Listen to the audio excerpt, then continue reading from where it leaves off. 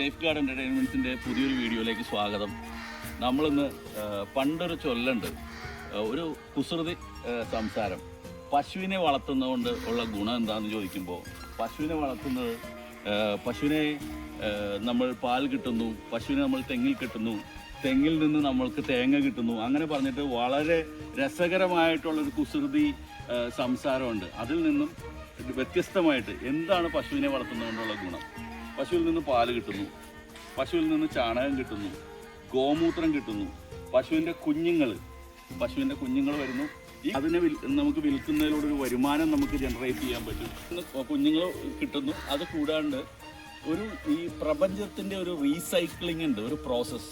അതായത് പ്രപഞ്ചത്തിൽ ഈ പുല്ലുകളും മറ്റുള്ള സാധനങ്ങളും എല്ലാം ഉള്ള പുല്ലുകളെല്ലാം പശുക്കൾ തിന്നിട്ട്, ആ പശുക്കൾ തിന്ന ഇത് ചാണകമായിട്ട് പുറത്തേക്ക് വരികയും അത് വീണ്ടും ഭൂമിയിലേക്ക് വീഴുകയും അവിടെ പുല്ലുകൾ മുളയ്ക്കുകയും ആ പുല്ലുകൾ വീണ്ടും അതുങ്ങളുടെ അകത്തേക്ക് പോവുകയും ചെയ്യുന്ന ഒരു അവസ്ഥ. അപ്പോൾ അങ്ങനെ ഒരു പ്രത്യേകതയും കൂടിയുണ്ട്. ആ റീസൈക്ലിംഗ് പ്രോസസ്സ് നടത്തുന്ന ഒരു സംഭവമാണ് പശുക്കൾ. ഇപ്പോൾ എൻ്റെ അടുത്ത് നിൽക്കുന്നത് നാടൻ വെച്ചൂർ പശുവാണ്.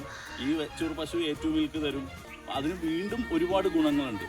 അപ്പോൾ എല്ലാ വീടുകളിലും ഒരു പശു ഉണ്ടെന്നുണ്ടെങ്കിൽ, അല്ലെങ്കിൽ 2 പശു ഉണ്ടെന്നുണ്ടെങ്കിൽ, അവർക്ക് എപ്പോഴും അവരുടെ വീട്ടിലേക്കുള്ള പാല്, അവരുടെ പച്ചക്കറി, അല്ലെങ്കിൽ അവരുടെ ചെടികൾക്കിടാനുള്ള ചാണകം, ആ ചെടികളിൽ ഇപ്പോൾ ഓർക്കിഡോ അങ്ങനത്തെ എന്ത് സാധനമാണെങ്കിലും അതിൽ അടിക്കാനുള്ള പെസ്റ്റിസൈഡിന് പകരം ഗോമൂത്രം, ഇതെല്ലാം പശുവിൽ നിന്ന് കിട്ടും. പിന്നെ ഒരു സന്തോഷം, നമുക്കിതിനെ കാണുമ്പോഴും ഇതിൻ്റെ കൂടെ നിൽക്കുമ്പോഴും ഉള്ള ഒരു സന്തോഷം, അങ്ങനെയുള്ള പല കാര്യങ്ങളും പശുവിനെ വളർത്തുമ്പോൾ നമുക്ക് കിട്ടും. പിന്നെ നമുക്കൊരു എൻഗേജ്മെൻ്റ് ആവും. അപ്പോൾ അങ്ങനെ ഒത്തിരി ഗുണങ്ങളുണ്ട്. അപ്പോൾ പശുക്കളെ കണ്ടപ്പോൾ, ഞാനിപ്പോൾ ഇവിടെ വന്ന് പശുക്കളെ അഴിച്ച സമയത്ത് ഞാനൊന്ന് ഇത് പ്രേക്ഷകരോട് സംസാരിക്കണമെന്ന് തോന്നി. ഇതുങ്ങളുടെ കുഞ്ഞുങ്ങൾ വളരെ ക്യൂട്ടായിരിക്കും. അപ്പോൾ അതിനെ നമുക്ക് താലോലിക്കാം. ഇതെല്ലാം പെറ്റാണ്, ശരിക്കും പെറ്റ്സിനെ പോലെ വളർത്താം, പ്രത്യേകിച്ച് നാടൻ പശുക്കൾ. അപ്പോൾ ഈ പ്രേക്ഷകരോട് എനിക്ക് സംസാരിക്കണം, പങ്കുവെക്കണമെന്ന് തോന്നി.